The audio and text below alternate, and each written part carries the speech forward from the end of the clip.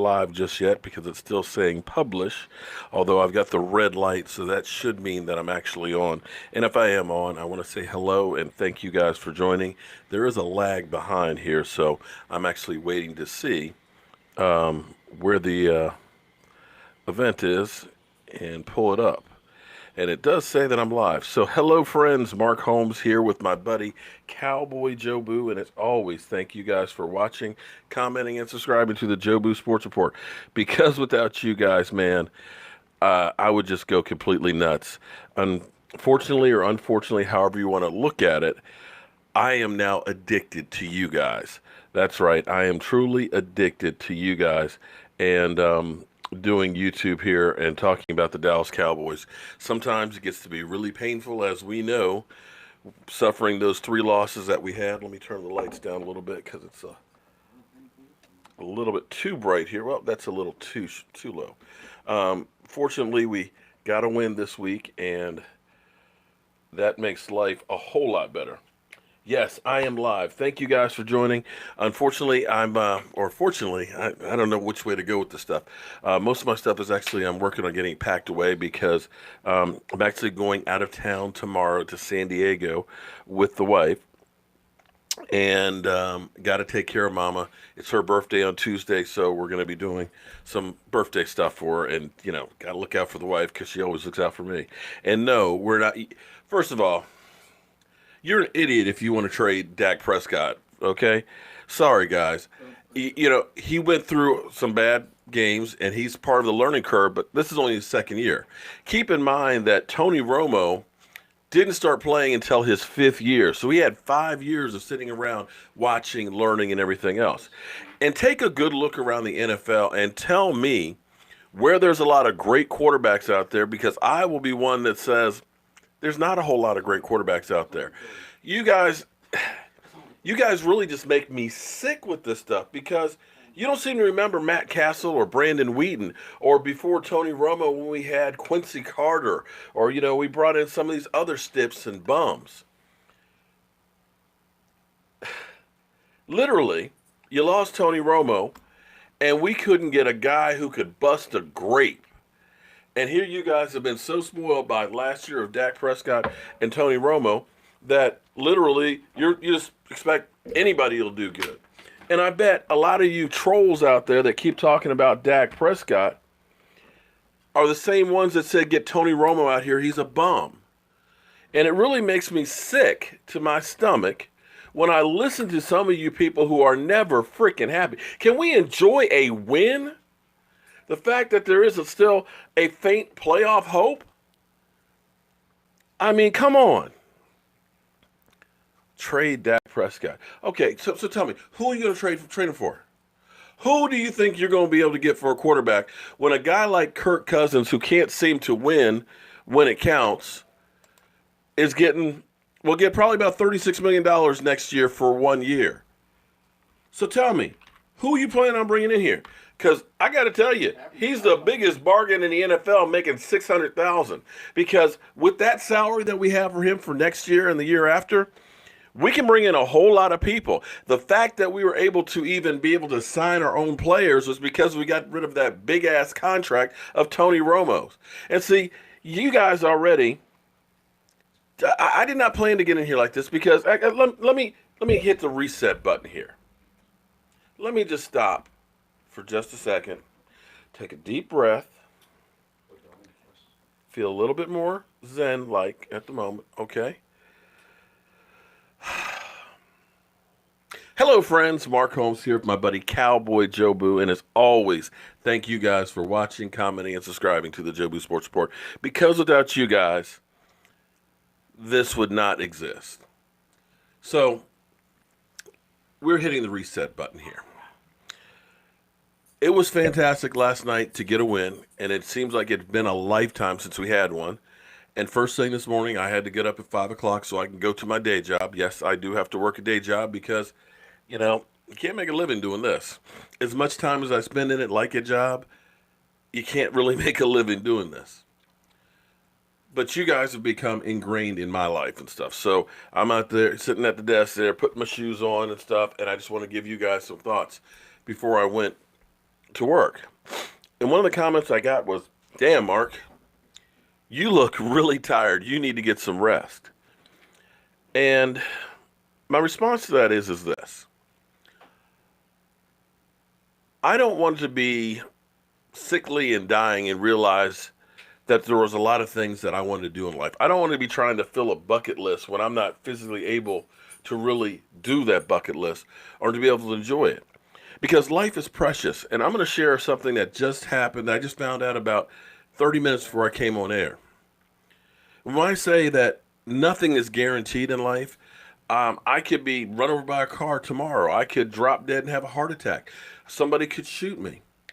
But I called my mother to let her know I was going out of town tomorrow, and she said, "Son, you're lucky that you're talking to me right now." I'm like, "Mom, what happened? What's up?" She said, "Well, I was out putting up Christmas lights, and if you guys seen the Thanksgiving video I put up, my mom is like Miss Christmas. You know, she's got like 4 full Christmas trees at her house, and she still climbs up a 2 stories on the house putting up Christmas lights. I offered to help her, but she's like, "No, I got it." She's got Christmas lights from 40, 50 years ago that she still uses and things. But she was out in the yard putting up some of the Christmas decorations, and she said she needed another extension cord, so she went to the garage and got one. And while she was gone, there was an accident on the side of the road between these 2 cars. The guy hit the gas pedal instead of the brake and went through the yard, taking out, like she said, man, she was so upset about this Mother's Day rose bush that I gave her. That got knocked down. She's got all kinds of bushes, shrubs, and stuff. Went through the yard, almost hit the garage, hit the pear tree, which has been there for forever. But it was right where she was putting up Christmas. And had she not left for that moment to go get that extension cord, she was walking back and had to run out of the way of this car that's spun, airbags deployed, had to be towed out of the yard and everything else. So when I say life is precious, life is short, make sure you let people know how you feel about them. It's the truth. So I may not get a lot of sleep because I got to work my day job, and I'm not gifted with, a behind the desk job that's paying me hundreds of thousands of dollars. The only thing I have are these hands in my mind, and I have to work really hard to make it with these hands. So doing this and doing all these other things, I'm happy to be able to do them because I'm enjoying life, and I'm meeting people. I'm connecting with people here on YouTube and stuff. So that's a life lesson I want all of you guys to take. So tonight, when we're done with this live stream and all that, if you have somebody that you care about, somebody that you love, be sure that you let them know how you feel. And if there's something out there that's been on your mind that you've thought, I might try something, doing a YouTube channel or doing something like that, do that. Don't waste your time waiting. There is no time like the present. And that's my life lesson to all you guys. So when you see me running around, I'm kind of tired and all that, that's okay. I don't have a problem with that because I know all the hard work that I do will pay off. And if I work extra hard, make a few extra dollars here, then it's going to enable me to be able to do something that I really love. Even if it's a job you hate, because a lot of times I'm doing shit work. And by shit work, I mean literally. I'm digging sewer lines and, traps and stuff literally, I'm dealing with shit. But I know doing that takes care of paying those bills that enable me to do something like this. So take pride in everything that you do. And with that being said, we'll get back to our Dallas Cowboys. Michael, who is actually, for guys, majority of everything I do is just me talking. What I do is I actually have a whiteboard that's right behind the screen over here, and I will put just a note. It's not a script, okay? And on that note, like right now, the topic is mother. So that reminds me, I wanted to say that little story about my mother. And then the next thing says tired. And Michael just put a note on the board there as I was talking because this is his synopsis, and I kind of thought about it and said, you got a big point there.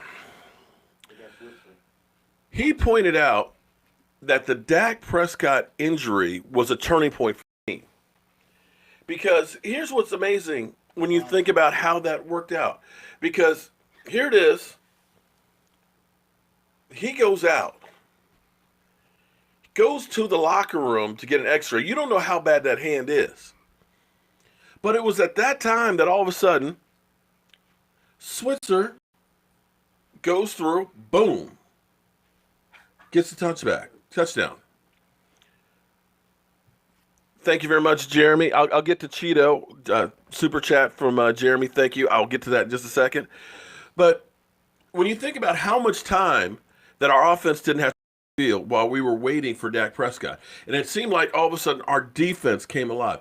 And I almost feel, or Michael pointed out, that it was kind of like the battle cry, the time that kind of brought the team together. Because from that moment on, all of a sudden it seemed like that defense was really laying the wood. It was almost like we got to win one for the Gipper, but the Gipper was Dak Prescott. Now, maybe I'm wrong. Maybe I'm reading too much into that, but that's the way it felt to me. Is that was a turning point in the game, that team truly decided we will not fail. We will not lose. We are going to take care of our quarterback, and we're going to win. Because you started seeing Alfred Morris running like Alfred Morris hasn't run in forever. And I mean forever, ever. Okay? I mean, he was chewing up 7-8 yards a carry in that second half. You saw that offensive line blocking and opening up holes that we have not seen in a long time. We saw a defense without Sean Lee, mind you. A defense without Sean Lee literally lay in the woods. I mean, David Irvin was knocking the crap out of Kirk Cousins as well as DeMarcus Lawrence. These guys were flying around the ball like all of a sudden, we've got to do this. And sometimes in football, you need something to happen to somebody to say, you know what, I'm tired of this shit. We got to take care of that guy. And I feel like that was a changing point. And Michael, shout out to him for bringing that to my attention as well. And he makes a great point of that. And I don't know what you guys think about that. Now, what did I think of Cheeto? Oh, man. Awuzie was everything that you hoped for when we drafted him last night. Had we had that guy from the beginning of the season, it probably would have been a different season. Because he was playing lights out. Great coverage. He was literally in everybody's hip pocket. And you also had to look around and talk about Lewis played really well. Xavier Woods played really well. And shout out to Kevin Frazier. Kevin Frazier only played 21 plays.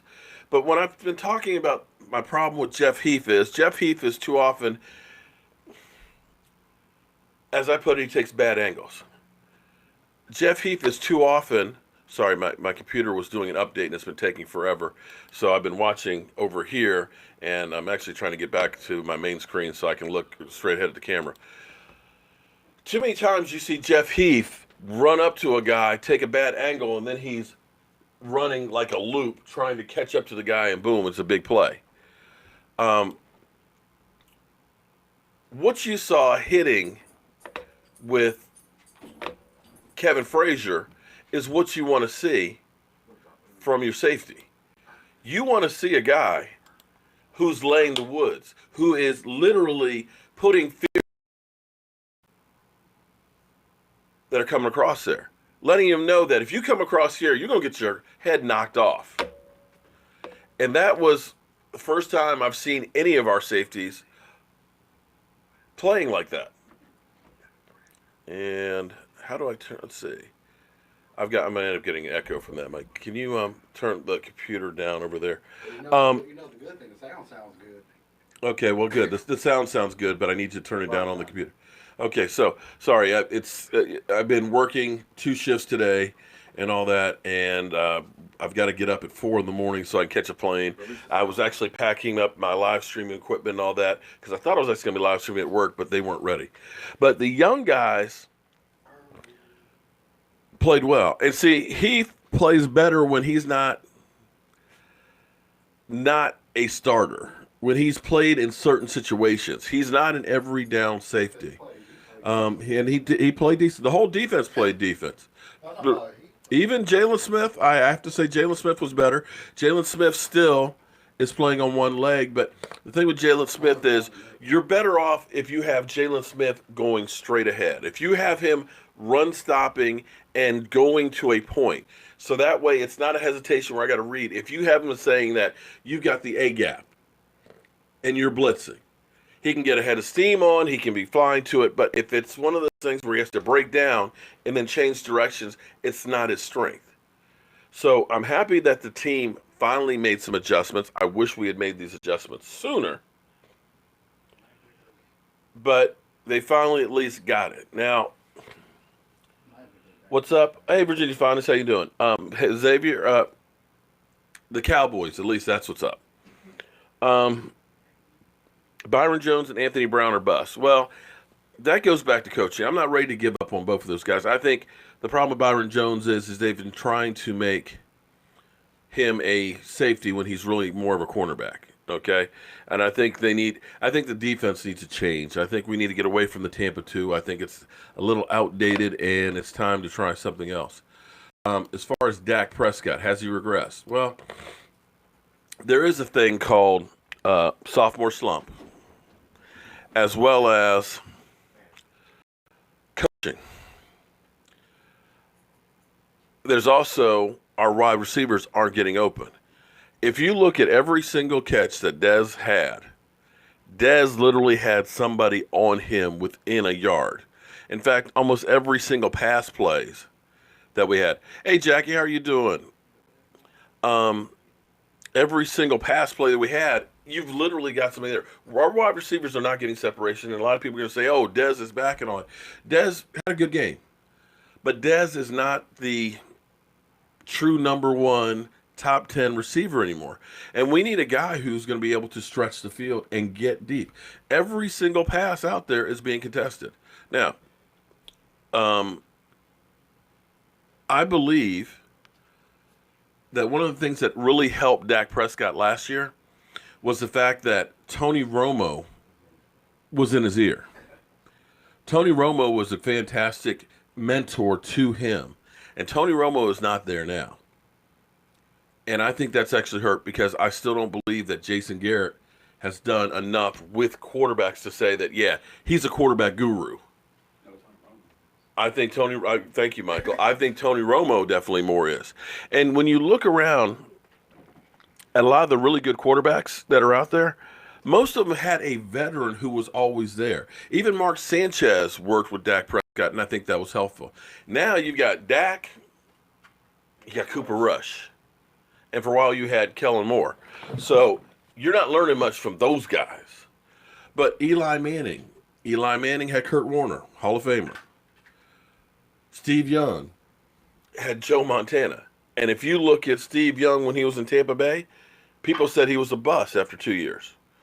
And they just basically said, well, we got to move on and get somebody else. And it turns out after he went to a good coach and sat behind a veteran, he learned a hell of a lot. So I believe, Virginia Finest, happy birthday to you, man. I believe he learned a lot from Tony Romo, who could go ahead and tell you some of these situations and things. An interesting thing, yeah, I will tell her. It's actually on Tuesday, the 5th. So we'll be actually out in San Diego. I'm hoping actually to go see the Midway so I can get some time for myself, and we'll definitely live on Monday night. I think that's one of the things that's missing. And I still say, a lot of people are saying, oh, well, yeah, you Cowboy fans are now love Jason Garrett because you got to win. And I'm like, no, I'm still kind of like, I still like to have something different. I'm ready to go another route, but unfortunately, I think winning that game assures Jason Garrett of keeping his job. Now, I touched on this earlier with somebody else that one of the things I don't understand is this, and I'm old. I'm not very internet savvy when it comes to YouTube and social media stuff, but I'm kind of understanding why people feel the need to tell you, you suck. I don't have respect for you. Your channel is whack. Or they go through and they go ahead and say, come watch my live stream. It's like, I am live streaming here. I'm not going on your channel to advertise. But I had a person who told me they lost all respect for me because I gave up on the Cowboys. And I'm like, I never gave up on the Cowboys, but I'm just kind of like, as much as I hate the Redskins, if we lose to the Redskins badly, that kind of puts another nail in Jason Garrett's coffin. And maybe that means we'll get a new coach, and maybe we'll end up doing something different, something better for the team. It wasn't a matter of giving up on the team. Giving up on the team would be, F the Cowboys, I'm not watching them. I'm going to go become a Eagles fan. That's giving up on the team. But I'm trying to be realistic about our chances, because even though we won that game, I know everybody's saying, oh, we're going to sneak into the playoffs. Guys, right now, it's about a 3% chance. I know, you mean there's a chance? You mean there's a chance? Yeah. There's a chance. Not a very good one. We have to win 4 games, and I know we get Zeke Elliott and 2 more. I know we've got the Giants, which should be a win, but with the NFL, you never know. Then you got the Raiders, and you got Seattle that's not the defense that they were, and you got Zeke Elliott coming back who may want to run a tear. Yeah, we could win those, but we got to make sure we got a better record than Green Bay because they hold a tiebreaker. You got to catch Atlanta, who holds a tiebreaker with us. We got to catch Seattle, and we have to catch the Lions. So that's a lot. Now, anything can happen. But we have to root for the Eagles to beat Seattle.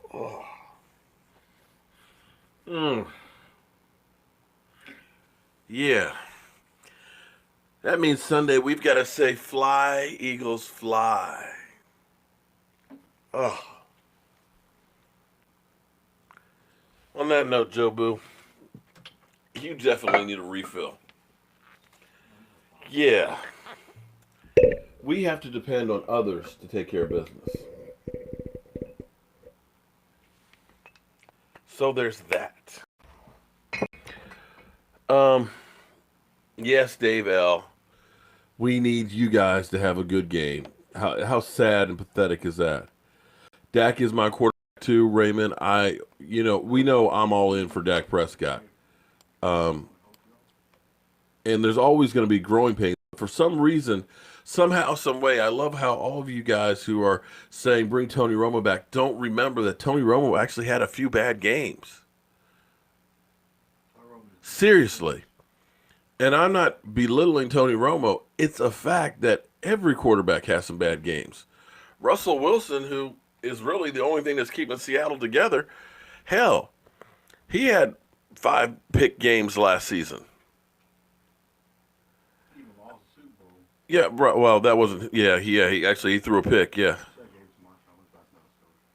Prediction for the next 4 games. Sorry, I just came to live stream. Okay, you got the Giants, who have already packed it in. I think you can win that one. The Raiders, they're in a tailspin, and Carr does not look like anything. Their offense is just shot. Their defense is beat up. I think you can win that game. Then you got Zeke Elliott against Seattle. Depending on health of our team, Seattle's defense is no longer the Legion of Boom. You could win that one, and I believe the Eagles, they're going to wrap up probably the division this week. If not this week, the next week. They're really not playing for anything. Probably will rest it. So, I mean, it is conceivable that you could win the next 4. But it is the NFL. You could also lose the next 4. The question you have to ask is, were we that good? Or were the Redskins that beat up and that bad? And I can't answer that one for you because, I mean, let's be honest. The Redskins had guards playing tackles. They were down to the 3rd-string center. They were down to the 3rd-string running back. And they had some boneheaded turnovers that also helped us out a lot. I won't say that we were completely dominant because I got to tell you, part of that first half, the first couple of drives, we looked kind of shaky. And it looked like we were letting them back into the game there. When Kirk Cousins went down there, got that touchdown, all of a sudden I'm like, oh, shit.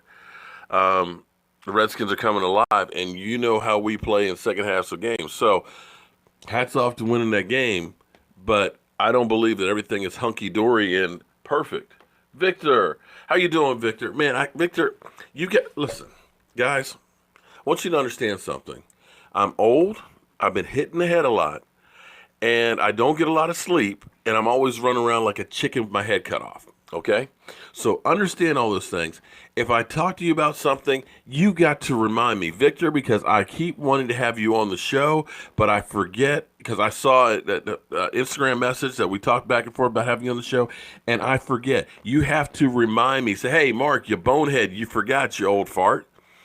Because you guys, if you have not seen Victor, Victor is hilarious. Check out his channel. He's a comedian, but I'm hoping you made one of the Redskin fans today.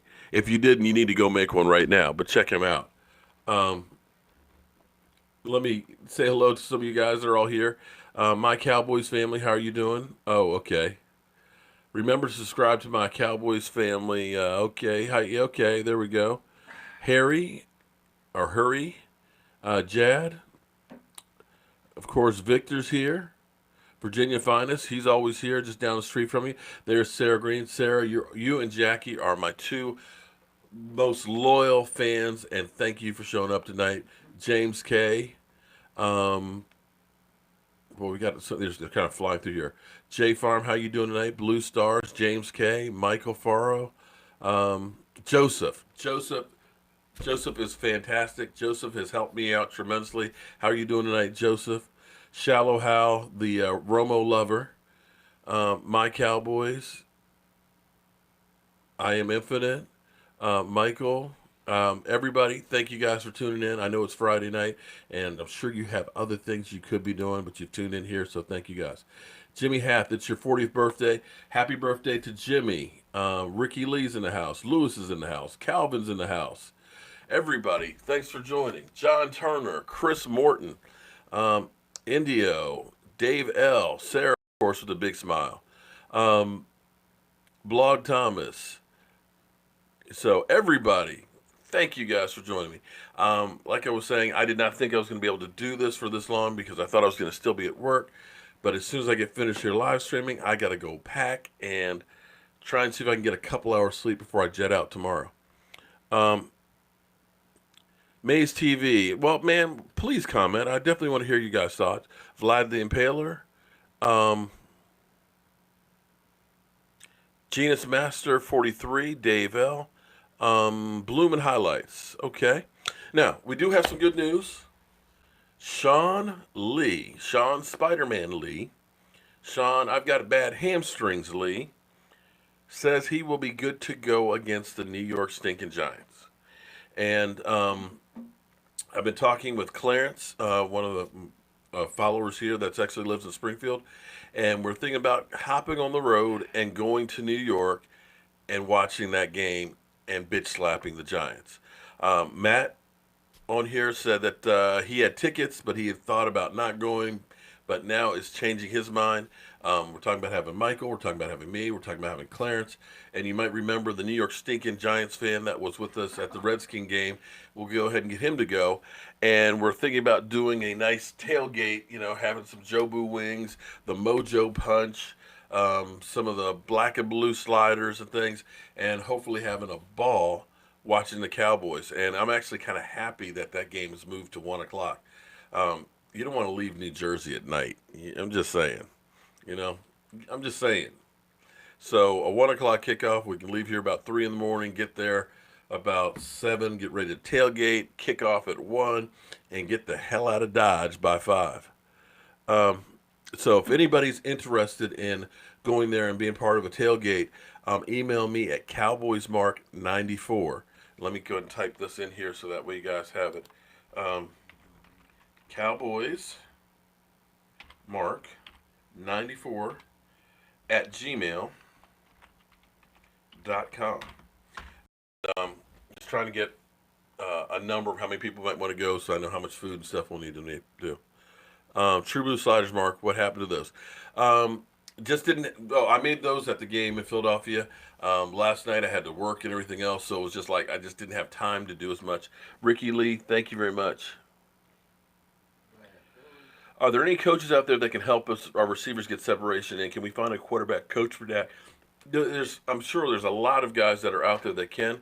One thing that I hear from a lot of different people is that our offense is very simplistic and it doesn't change much. And herein lies the problem. Part of the problem is the receivers. You know, you don't have truly elite receivers. That's part of the problem. The other problem is the offense is predictable. People know where you're going. You've got to be able to. Thank you, Victor. I appreciate that, man. You have to have people who can beat guys one on one, and you also have to be able to throw wrinkles where people don't know what you're going to do. More times than not, generally speaking, we would run the ball first down between the tackles and end up being a second and long, and then we're going to go ahead and try and do a short pass because nobody's open deep, and ham and jam. Okay, ESPN just reported that it's yeah. Okay, ha ha, very funny. That's about the funniest one I've heard. So we've got a troll in here saying that Dak Prescott's hand needs surgery. Yeah, okay. Ham and jam. Good one there. Um, and it is. It's a very simple passing game, and I'm not sure exactly why, but it's been kind of that way. In some respects, I believe that a lot of that offense wasn't necessarily the schemes that were called. More or less, it was Tony Romo being able to improvise a lot more with that offense. Tony Romo could run around and buy time, and those running around, you know, making J.J. Watt miss him and things like that weren't the way the play was drawn up. It was Tony Romo was a special enough athlete that he could go ahead and do these magical things, run around, buy some time, and have receivers come back to him and make those plays. It's still basically the same offense that they ran there before. Because if you look at what happened when Tony Romo went out, we still tried to do the same thing, and the other guys could not bust a great because they weren't Tony Romos. So here it is, Jason Garrett, the Princeton graduate, the guy who's smarter than everybody else, is still got that same offense exactly the same as it was with Tony Romo. Dak Prescott isn't exactly Tony Romo. Dak Prescott has different strengths and weaknesses from Tony Romo. And you need to be able to cater your team to your strengths and weaknesses. Dak Prescott has some legs and is able to get outside of the pocket. And generally speaking, when he gets out of the pocket, he's deadly on the move. He can keep his eyes laser focused downfield. And if people are breaking open, which is something that Dez Bryant is not being able to do with regularity, you'd have deep plays. But more times than not, you're seeing Dez Bryant. I don't know if it's the injuries have caught up. I don't know if it's age. But Dez Bryant still is not the player he was 3, 4 years ago. And it may be that it has been all these nagging injuries. His knee's been bothering him. His ankle's been bothering him. You know, the foot a couple years ago. He's been having injury after injury after injury. And all of that's taken a toll on his body. And he's not able to do the things that he used to. And Jerry needs to talk Calvin Johnson out of time. I'm not sure Calvin Johnson is, after being out as long as he has been, is going to be the answer because he's another guy who had a problem staying healthy as well. I need a hot loogie. Sorry about that, buddy. I got a little something here in my nose and my throat. Sorry. Um, I am infinite. Yeah. When your coach is sitting there talking about, you know, dinosaurs like Rod Martinelli does, he's definitely old. I need to take mama out too. Yeah, you guys, I'm telling you, I'm on my second marriage, and this will be my last one, win, lose, or draw. Um, Victor, man, don't waste all your money on me, but I appreciate it, man. Thank you for the super chat. It'll definitely go towards this channel because, you know, I'm always trying to upgrade this stuff. I love this new live streaming set that I've got. This camera is amazing. I don't know if it's good because not everybody should be in high def, but to be able to do the things that we can do with it, like I can kind of zoom in over here on Joe Boo if we want. It's really cool. But what I found out about it is you can't play like highlights and stuff with just the basic package. You got to turn around and spend $800 for the software to go ahead and be able to do like the intro or to be able to play videos or to be able to put stuff on there. So everything is kind of a gimmick, so to speak. So all the super chats that you guys do end up going back into this channel. We used a lot of that when we were going through and doing the tailgate and stuff. And I'm excited about this channel because it's so much fun spending time with you guys doing uh, the tailgates. I'm looking forward to doing the draft and stuff like that. This for me is literally like a high every day. So Victor, thank you very much for the donation. And some of your questions here. Sounds good tonight. Yeah, I went through. I bought some new cables and stuff for the sound system, and hopefully I took care of it. I need to have my own radio show. Well, I've got my own YouTube show. Isn't that the same thing? You see, Jobu is wearing his favorite finger. How do you send money? Um, if you want to do, you can do a super chat. There's a little dollar sign that's down in there by the where you make comments. If you want to do a super chat, you can click on that and do one. I'm not asking people, not begging people for money or anything like that. But if you guys do, um, I end up putting it back in the channel. If any of you guys that have been here for a year or more know how much this channel has changed, how much it's grown, and how much we've gotten better and better equipment. And I'm going to continue to do that because I believe in trying to do the best you can. You take small steps and keep on working at it. So,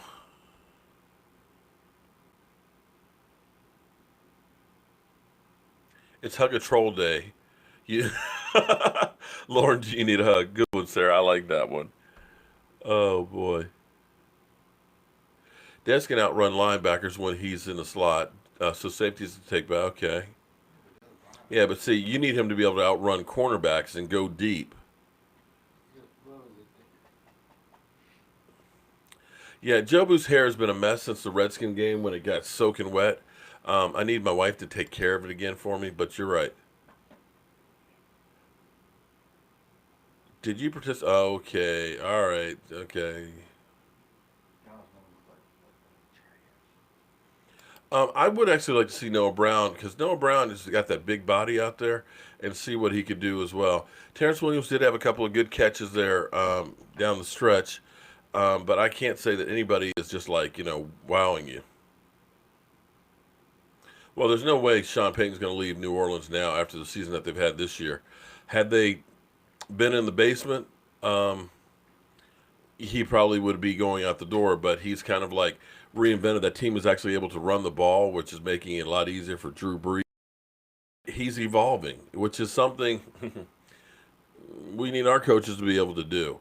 You work with what you've got. You recognize that Drew Brees can't keep throwing as much as he's doing. That you and teams know that's exactly what he's going to do. Thank you, I am Infinite. I appreciate that, man. Super chat. So that's one of those things that our team needs to start doing, getting more creative. Okay, it was great that they mixed up the defense. They should have done that before. Start putting some people on notice. You've got a great pass rush, but you need to do a little bit more on the back end.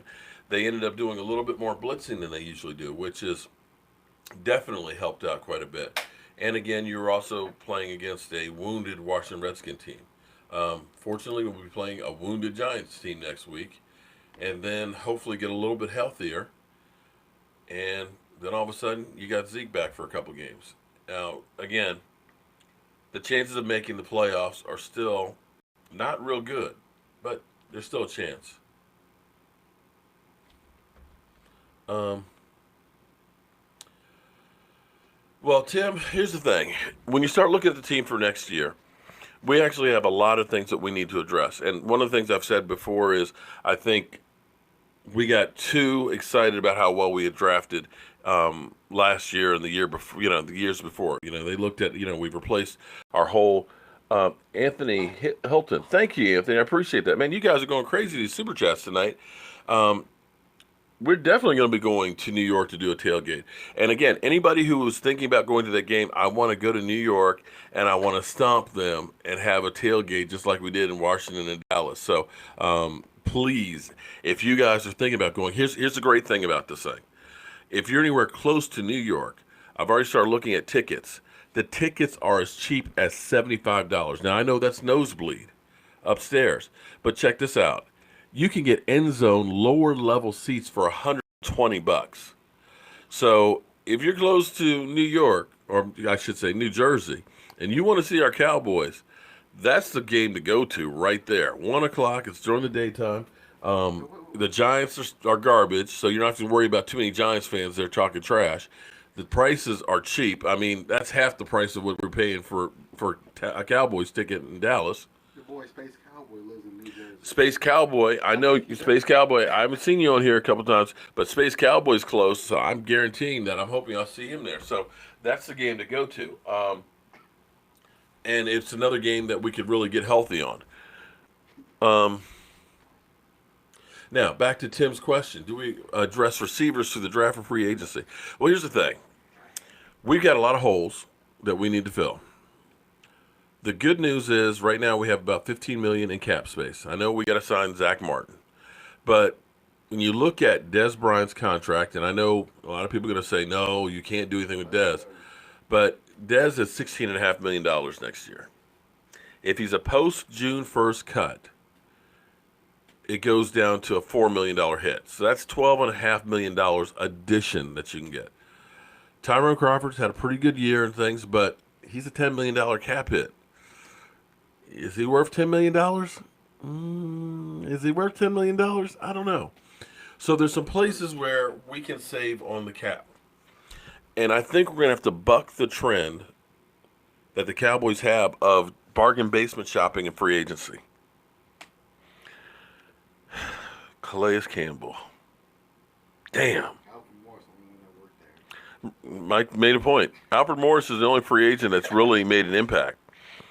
Brandon Carr, you can say stay healthy for all the years he was here, but he got $55 million. But we need a wide receiver who is a game breaker, flat out. We need a swing offensive lineman. Jeez, you guys are going crazy here with these super chats. Virginia Finest, thank you, man. Damn. We're going to need a tight end. We got to scare. Jason Witten was supposedly rumored to go to Tennessee, but you got to realize that Jason Witten is not going to be here but too much longer. Now, you got Rico Gathers, but I'm still worried about Rico. Victor, stop it. Victor, do it again. I'm going to kick your ass. It's not Rico, it's the coaching. Well, Rico. More about the coaching. But here's the thing, though. It's a red flag with Rico, though, because concussions are one of those funny things. Some people like me can bang their head and get concussions over and over and over again and hopefully never have any symptoms down the road, although I do have some memory loss. Damn. Your name is pronounced Eddie, Mark. Who would you like to see as a new head coach? Think Romo could do it? Yes. At the moment, I'd like to see Ham Sandwich rather than Jason Garrett. Tony Romo would be interesting because I do believe that Tony Romo worked really well with the quarterback. He truly knows the offense.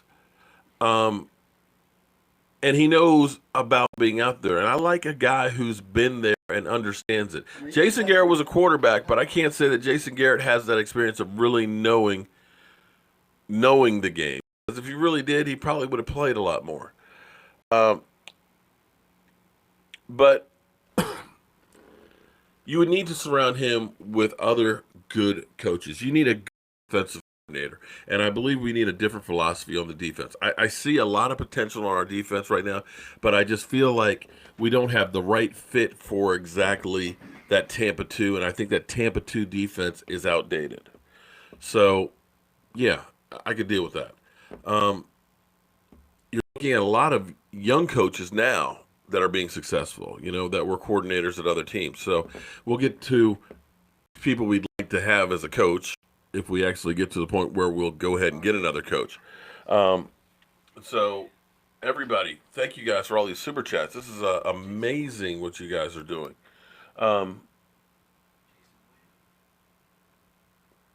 So back to the original question. You guys, I get sidetracked, too many times. We definitely need a tight end because, like we said, Jason Witten's not going to be here forever. We need a swing offensive lineman. Tyron Smith is a beast when he's healthy, but you have to wonder, is this the exception this year of the nagging injuries, or is this becoming the rule? And with that, maybe he can get some work done to relieve some of that pressure on the back and things, and he's back to it. But you've got to be able to have somebody who can fill in. Collins last night played fantastic, and Collins, has been up and down most of the season and stuff, and he's had a few injuries. So you need an offensive lineman who can go play center if you need him to, or play guard, or play tackle, so that way we're just not left holding the bag when one guy gets hurt. I still say we need linebackers.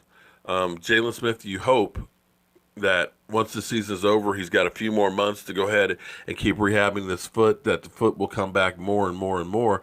But there's no guarantee that he's, already reached the ceiling, that he can go and do more than what he's able to do now.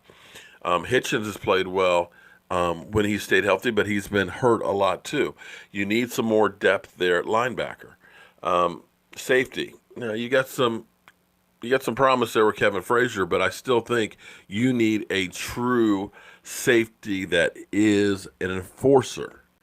So with that being said, you got a lot of holes that we got to fill. We got 10 draft picks, but I think we're going to finally spend some money in free agency too to bring some people. Thank you very much, Anthony. Yes, yeah, we finally got a holding call on the other team, but there were still a lot of other calls. There were two face masks that I saw that were missed out there as well as some other holding calls. But I kind of had to call a couple of them because the spotlight has been on there, and if they had went through a whole nother game, then it would have been kind of like, okay, guys, you definitely are doing some shady stuff.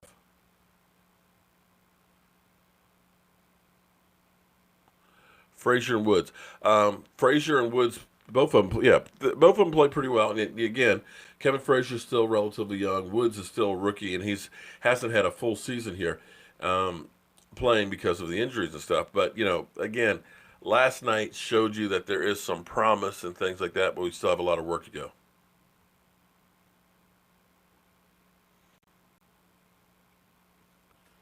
Jerry Jones, wait a minute, I'm sorry. Jerry Jones will be greedy about his money to himself. Well, here's one thing. Actually, no, let's step back for a second. Because in the past, Jerry Jones has usually been way the hell over on the salary cap. In fact, has been too generous with some of the contracts they were giving out there. When you start thinking about like Marion Barbarian, who had a $53 million contract, or Miles Austin's contract, which ended up costing us, because it was done during the lockout, $10 million in cap down the road, that usually speaking, we were usually about 20 million plus over the salary cap at the end of every single year. We've actually been able to keep the salary cap better in order. They've been better at the contracts and stuff. The last really big contract they signed was Des Bryant's. And I think that they will look at it and say, okay, we can still spend some money because we need to spend some money to fill in some of these holes. And it's kind of interesting now that you guys bring up Jerry Jones. Seems like Robert Kraft basically is calling out Jerry Jones and telling him, the league is bigger than just one guy. And even though we had some issues with the NFL and got wronged, we stepped back because it was more about the long-term health of the NFL as opposed to just what we had. We must draft Kevin Riley. I'm not going to admit that. Harbaugh being coach, I wouldn't mind Harbaugh at all, but I don't think he's going to leave Michigan. Sean Payton, New Orleans isn't going to let Sean Payton out. Still, a lot of people won't agree with me, but John Gruden is still itching to get back out there. And I honestly think that John Gruden could be a good fit. The reason I say John Gruden is because I like his attitude. His team took on his attitude. You looked at that defense. Basically the defense was that gall. We're going to kick your ass. And John Gruden I always put coaches in two categories. You have a team builder, a guy who can evaluate talent and bring people in like Bill Parcells. And then you have guys like John Gruden who are better at taking what's already there and getting it to the next level. So You have the makings of a good team. He loves Dak Prescott. You have an offensive line. You have a running. You've got some parts of a defense that if you're a coach, you look at this team and say, okay, I don't have to start from scratch. If I had a couple of parts, I go ahead and put my system in here.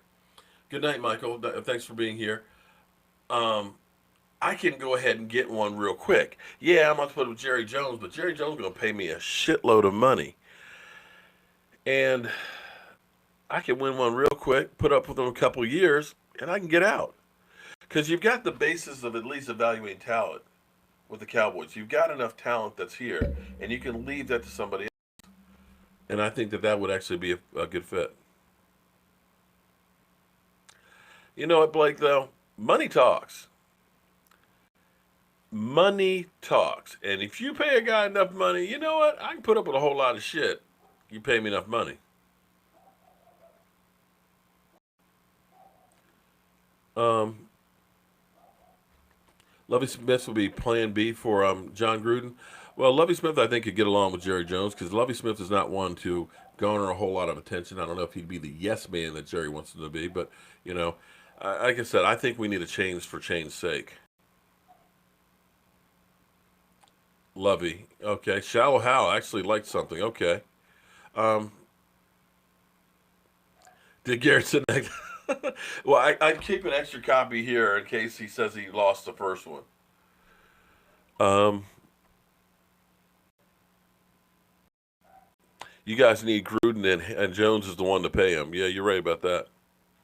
What are the chances Garrett leaves? Slim and none. Those were replacement refs. Okay. Here's what. Um, God, his name fails me right now. But the coach who just got hired from Texas A&M, he's got a 10-year, $75 million contract, $7.5 million a year. And I'm sorry, I have a problem with that. The problem I have with that is the players. And I know people say, well, they're getting a free education, but you're not really getting a free education because when you're a college athlete, you're owned by the program.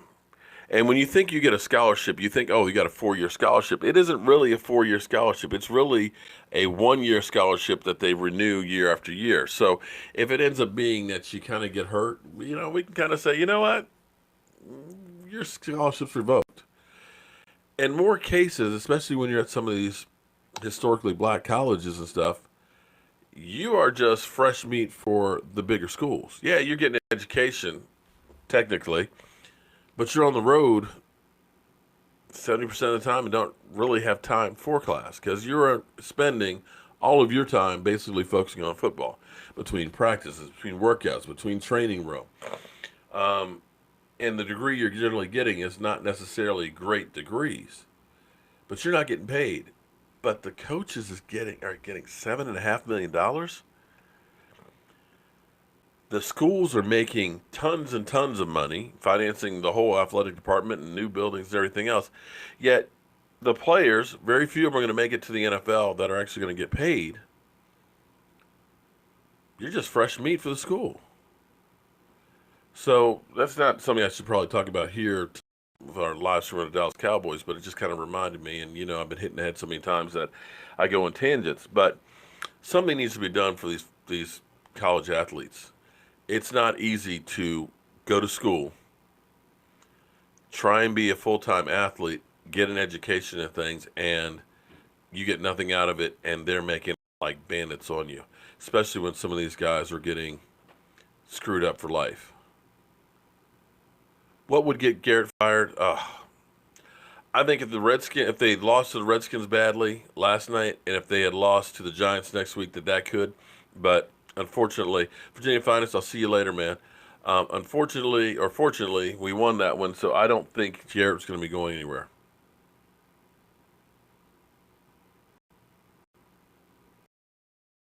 Um, Players in college. Jimmy, you hit the nail on the head. The players in college are slaves. Amen. I hate to say that. And don't let them try and do something to make a few dollars. And all of a sudden, then, you're thrown to the wolves. Right. Alabama football made $150 million last year, but yet those players got nothing. Um, Frazier for president. Love this game. Okay. Dak can throw. Tebow can't. Dak is just in a bit of a bump along with the rest of the team. You think 0-16? Yeah, that would. But then again, 4-12 didn't. So are you sure that 0-16 would? Um, yeah, maybe the coordinators. Maybe we'll get that. Well, maybe we'll get a coordinator or two fired. Yeah, Joseph. You know what? 1-15 was pretty hard. I don't think I could take 0-16 either. Well, we'll get Jerry Jones fired.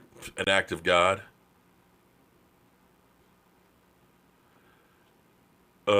Joseph, I can't if it means the puppet of Jerry Jones is gone. Yeah, well, I don't think that would end up doing it. Well, players aren't forced to play. Well, okay. So we started a debate that I probably shouldn't have started. Wait for me to get on meds first. Joseph, stop, man. Um, Garrett can't coach with both his arms around. Oh, damn, ham and jam. Wow. Okay, we can't repeat that one.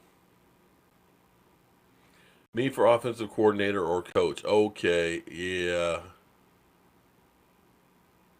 A headset in the chair would be. Wow. Okay.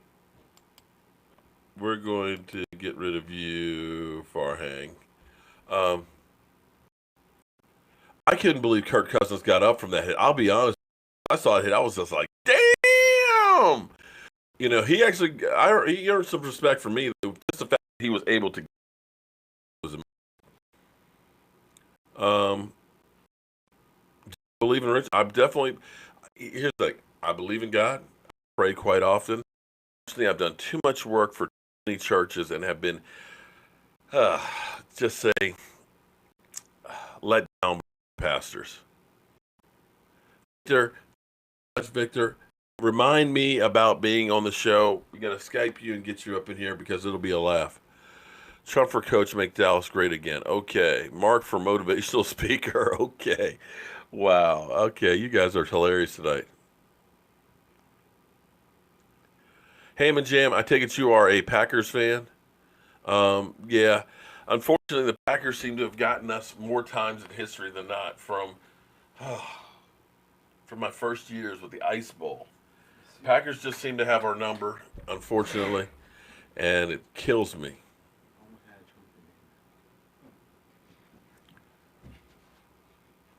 Do I want? No, I don't want Eli. Cleveland Browns, smack yourself. Come on, man. Do I want Eli Manning? Hell no. Biggest hit all year was definitely David Irving's on a quarterback. The fact that he didn't get a call on that, I'm amazed. Romo for offensive coordinator. Hey, I would love that, but I don't think Romo's going to leave the booth for that.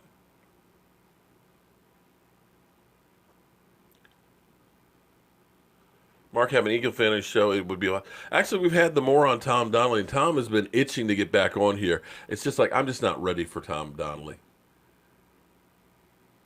Do I do NBA blogs? No, I don't. I spend all my time on the Dallas Cowboys, which is a year-round thing. Good night. And actually, guys, it is 10 o'clock. In 6 hours, I have to get up, and sometime between now and that 6 hours, I got to pack my shit so I can leave. As always, guys, thank you for watching, commenting, and subscribing to the Jobu Sports Report. Thank everybody for the super chats. If you are interested in going to a tailgate against the New York Stinking Giants a week from Sunday at MetLife, that toxic waste dump that is the home of the New York Giants, go ahead and email me at cowboysmark94 so that way we can go ahead and make another big appearance with Jobu's future mobile man cave. Eat some Jobu wings, have some Mojo Punch, have some black and blue sliders, and talk a whole bunch of trash. Have a real good time together. So, guys, I will see you Monday night. And, of course, any news on the Dallas Cowboys, you'll be sure to get it right here. And thank everybody for being part of the show.